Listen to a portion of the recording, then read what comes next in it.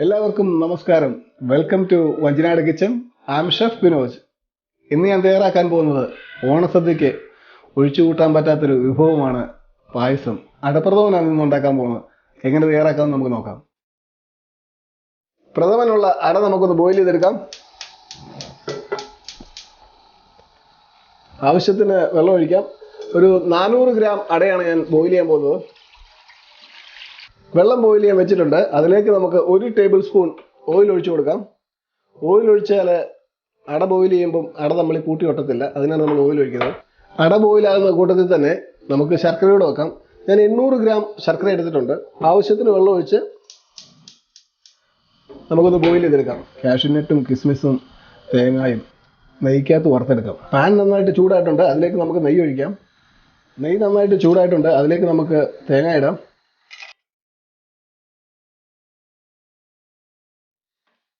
തേങ്ങ റെഡി ആയിട്ടുണ്ട്. നമുക്ക് കോരിയെടുക്കാം.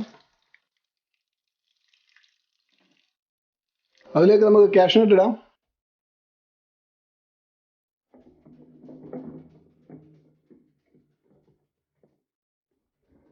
കാഷ്യൂനട്ട് റെഡി ആയിട്ടുണ്ട്. നമുക്കൊന്ന് കോരിയെടുക്കാം. അതിലേക്ക് നമുക്ക് ഉണക്കമുന്തിരി ഇടാം. ഉണക്കമുന്തിരി റെഡി ആയിട്ടുണ്ട്. നമുക്ക് കോരിയെടുക്കാം.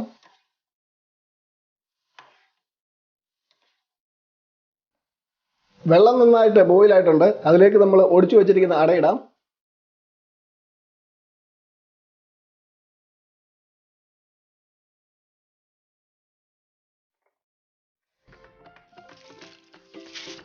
നന്നായിട്ടൊന്ന് മിക്സ് ചെയ്തെടുക്കാം. അട കുക്കായിട്ടുണ്ട്. നമുക്കിനി ഒന്ന് സ്റ്റെയിനറിലോട്ട് മാറ്റാം. ഊറ്റി വെച്ചിരിക്കുന്ന അടയിലേക്ക് നമുക്ക് തണുത്ത വെള്ളം ഒഴിക്കാം. അല്ലെങ്കിൽ അട ഇരുന്ന് കുക്കാവും. നമ്മൾ ഓൾറെഡി കുക്കാക്കിയതാണ്. ഓവർ കുക്കാക്കി കളയണ്ട. അടപ്രഥമൻ നമ്മൾ ഇന്ന് ഓട്ടുരുളിയിലാണ് വെക്കുന്നത്. നമ്മൾ ഉരുളി എടുത്ത് വെച്ചിട്ടുണ്ട്. ഉരുളി നന്നായിട്ട് ചൂടായിട്ട് നമുക്ക് അതിലേക്ക് സ്വല്പം നെയ്യ് ഒഴിച്ചു കൊടുക്കാം.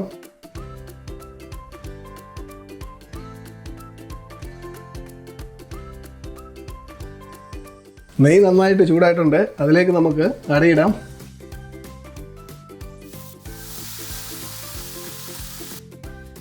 അട ചെറു തീയിലൊന്ന് ഇളക്കി കൊടുക്കാം. ഉരുക്കി വെച്ചിരിക്കുന്ന ശർക്കരപ്പാനി നമുക്കൊന്ന് അരിച്ചിറക്കാം. അരിച്ചിറക്കിയാൽ മണ്ണൊന്നും കാണത്തില്ല.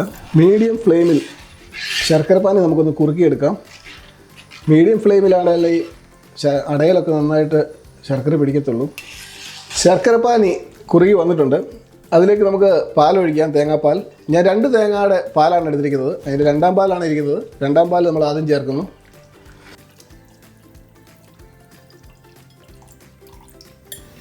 മീഡിയം ഫ്ലെയിമിൽ തന്നെ നമുക്കിത് കുക്ക് ചെയ്തെടുക്കാം.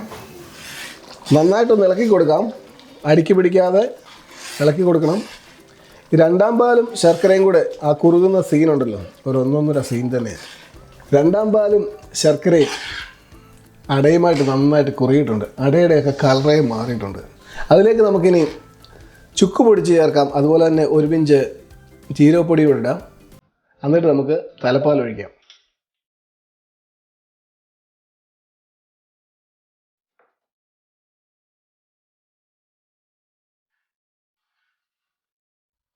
അതിലേക്ക് നമുക്ക് 1ാം പാൽ ഒഴിക്കാം. 1ാം പാൽ ഒഴിച്ചാൽ തിളയ്ക്കാൻ നിൽക്കണ്ട. നന്നായിട്ട് മിക്സ് ചെയ്തെടുക്കാം. നമ്മുടെ അടപ്രഥമൻ റെഡിയായിട്ടുണ്ട്. 1ാം പാൽ ഒന്ന് ചൂടായിട്ടുണ്ട്. അതിലേക്ക് നമുക്ക് 1 ടേബിൾ സ്പൂൺ ഏലക്ക പൊടിച്ച് തരാം. ചൂടായിട്ടിരിക്കുന്ന പായസത്തിലോട്ട് ഏലക്കാപ്പൊടി വീണപ്പോഴുള്ള മണം അത് ഒരു 1.5 മണം തന്നെയാണ്. അതിലേക്ക് നമുക്ക് 1 ടേബിൾ സ്പൂൺ നെയ്യ് ഒഴിക്കാം.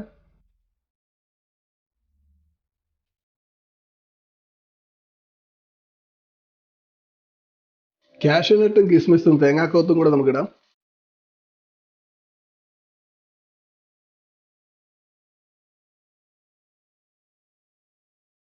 അടപ്രഥമൻ റെഡി ആയിട്ടുണ്ട്.